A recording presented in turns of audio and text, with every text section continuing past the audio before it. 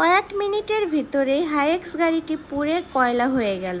বিয়ে বাড়ি মানে হচ্ছে আনন্দ, উল্লাস আর হই হুল্লো। মুহূর্তের ভিতরে আনন্দ কেমন যেন মাটি হয়ে গেল সবার। হাই এভরিওয়ান, আসসালামু আলাইকুম। সবাই কেমন আছেন? আশা করি সবাই ভালো আছেন। আমিও আলহামদুলিল্লাহ ভালো আছি। ভাগ্নের বিয়ে বলে কথা, খালামণিরা কিছু না দিলে কি হয়? এই জন্য আমরা দু বোন মিলে চলে আসলাম হচ্ছে একটি জুয়েলারির দোকানে। আর এখান থেকে আমি একটি আংটি নিয়েছি। আর এই যে দেখতেই পাচ্ছেন আংটিটি কেমন হয়েছে কমেন্ট করে জানাবেন। আর আমার মেজো বোন নিয়েছে এই কানের দুলটি, খুবই সুন্দর হয়েছে। আর এই যে আমি একটি 3 পিস নিয়েছি আমার ভাগ্নির জন্য। আর বিয়ে বাড়ি মানে হচ্ছে পিঠাকুলি ভাজাভাজি হবে না তাই কখনো হয়? এখানে রাতভর চলছে পিঠা বানানোর কাজ। এইদিকে পিঠা ভাজছে আর ওইদিকে কোণে কি করছে দেখি। কোণে হচ্ছে ঘুমিয়ে আছে আর তার বান্ধবী তার হাতে মেহেদি লাগিয়ে দিচ্ছে।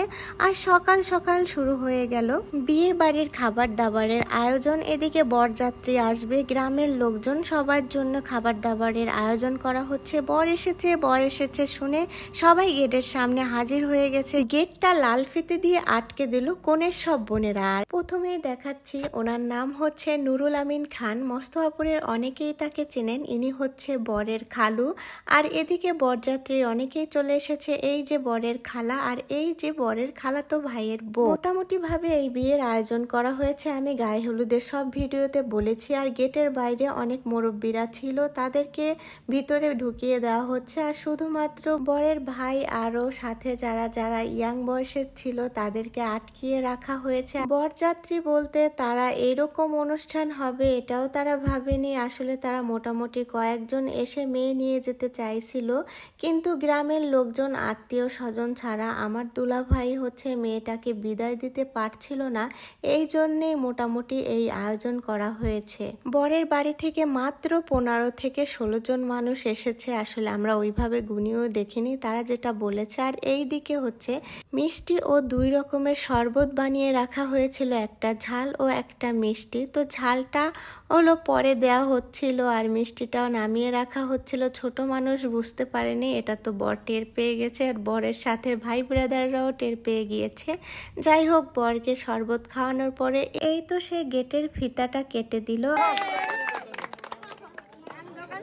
তো দোকান সাজিয়েছিল যারা যারা, তাদের দেনা পাওনা মিটিয়ে বর হচ্ছে গেট থেকে ভিতরে ঢুকে গেল। আর এই দিকে কি কাণ্ড দেখেন, বর যেখানে বসবে সেখানেই হলো স্কুল। কি একটা ব্যাপার স্যাপার। এখন হচ্ছে এদেরকে উঠানোর চেষ্টা করছে সবাই। স্কুলে অনুদান দিয়ে দিলাম, যাও যাও, তোমার অনুদান দিছি, যাও। বরের মামা দিয়ে দিল স্কুলের অনুদান, সেটা সবাই শুনতে পেরেছেন। যাই হোক, এবারে কনের জন্য কি আনা হয়েছে, খোলা হলো লাগেজ। আর এই যে নেকলেসটা দেখতে পাচ্ছেন, এটা হচ্ছে বরের খালাতো বোন শুধু লন্ডন থেকে পাঠিয়েছে স্টোনের একটি নেকলেস। সব গহনাগাটি আমার কাছে বুঝিয়ে দিচ্ছিল বরের মামি, আর আমি সবকিছু বুঝে নিচ্ছিলাম। একজোড়া ঝুমকো কানের দুল, একটি ডায়মন্ডের নোজপিন আর হচ্ছে একটি গলার চেন। আর এইদিকে দেখছি আমার মেজো আপু কনেকে কানের দুল পরিয়ে দিচ্ছে। আর আমি বা বাদ থাকবো কেন, আমিও আংটিটা পরিয়ে দিলাম। কেমন হয়েছে আংটিটা সবাই বলবেন। আর অন্য আরেক হাতে হচ্ছে ছেলের বাড়ি থেকে আংটিটি দিয়েছিল এঙ্গেজমেন্টে। আর এই জন্যই আমি লম্বা আংটি কিনেছি, আমার কিন্তু গোল আংটি খুবই পছন্দ। যাই হোক, এদিকে নিয়ম অনুযায়ী হচ্ছে কনের মা ওকে নাকফুল পরিয়ে দিচ্ছে। আর এই যে আমার ভাগ্নিকে পুরো শ্বাসটায় কেমন লাগছে সবাই কিন্তু কমেন্ট করে জানাবেন। সিম্পল গহনা দেখে অনেকেই অনেক রকমের মন্তব্য করবেন, সেটা আমি জানি। এই জন্যই খুলে বলে দিচ্ছি যে ছেলের বাড়ির থেকে আর মেয়ের বাড়ির থেকে সিদ্ধান্ত নেওয়া হয়েছে কিছুদিনের ভিতরেই হচ্ছে ধুমধাম করে মেয়ের বাড়ি ও ছেলের বাড়ি অনুষ্ঠান করা হবে। আর সেই অনুষ্ঠানের ভিডিওটি যেন আমি খুব শীঘ্রই নিতে পারি সেই দোয়া করি। বাসায় অনেক লোকজনের ভিড়, এই জন্য ভাগ্নিকে ছাদে নিয়ে আসলাম। তারপরে তার বরকেও আমি নিয়ে এসেছি, দুজনের একসাথে কিছু ছবি তুলবো বলে। তো ছবি আর ভিডিও নিয়ে নিলাম। আর এই যে হচ্ছে আমার মেজো বোন আর মেজো বোনের ছোট্ট মেয়েটা। এইবারে হচ্ছে কোণে বিদায় দেওয়ার পালা। এই বিদায়ের দৃশ্যটা যে এত কষ্টের হয়, একটি বাবা আর একটি মায়ের যে বুকটা ফেটে যায়। আর যে মেয়েটা বিদায় নিয়ে শ্বশুর বাড়ি চলে যায়, তার যে কেমন লাগে শুধুমাত্র একটা মেয়েই জানে।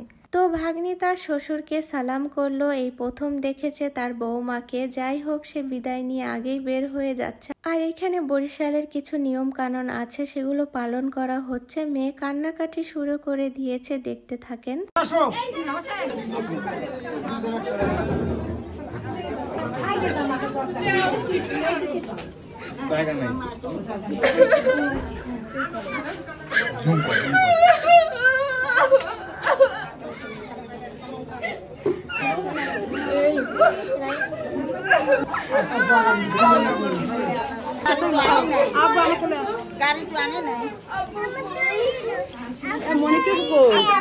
মেয়ে তার আম্মু আব্বুকে খুঁজে খুঁজে কান্না করছিল, আর ওইদিকে হচ্ছে মেয়ের বাবাও কান্না করছে, মেয়ের মাও কান্না করছে।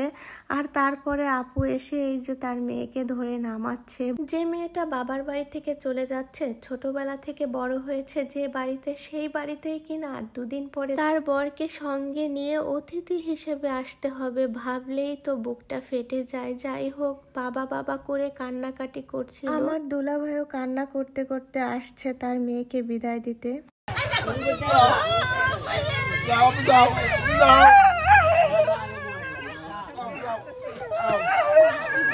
এই বিয়ের অনুষ্ঠানটি হয়েছিল 13ই মে 2024। সারা বিশ্বে স্মরণীয় হয়ে থেকে গেল এই বিয়ের তারিখটি। বাংলাদেশ বিবিসি নিউজ চ্যানেলে নিউজ হয়েছিল 13ই মে বরযাত্রীর একটি গাড়িতে আগুন লেগে নিমেষের মধ্যেই গাড়িটি পুড়ে কয়লা হয়ে গিয়েছিল। সেই বিয়েটা আর কেউ না, আমার ভাগ্নি নুসরাত জাহান ইশিকার। দেখতে পাচ্ছেন যে গাড়িতে কোণে উঠছে, এটা হচ্ছে যাবে ঢাকা গাজীপুরে। এই গাড়িটির কোনো ক্ষয়ক্ষতি হয়নি।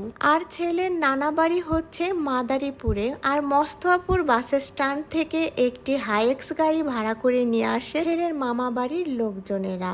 এই যে দেখতে পাচ্ছেন যে সামনের যে হাইএক্স গাড়িটা, ওইটাই মূলত এখানে পুড়ে গিয়েছিল। মস্তফাপুর যাবে যে গাড়িটা, বরযাত্রী ঢোকার শুরুতেই দেখিয়েছিলাম নুরুল আমিন খান ছেলের খালুকে। সে বলেছিল আমি নামাজ পড়বো, গাড়িটা একটু সাইড করে দাঁড়া। আর বরিশাল কাশীপুর চৌমাথায় গাড়িটি সাইড করা হয় নামাজ পড়ার উদ্দেশ্যে। আর নামাজের কথা বলাতেই আল্লাহর রহমত নাজিল হয়ে যায় আর বেঁচে যায় 2টা পরিবার।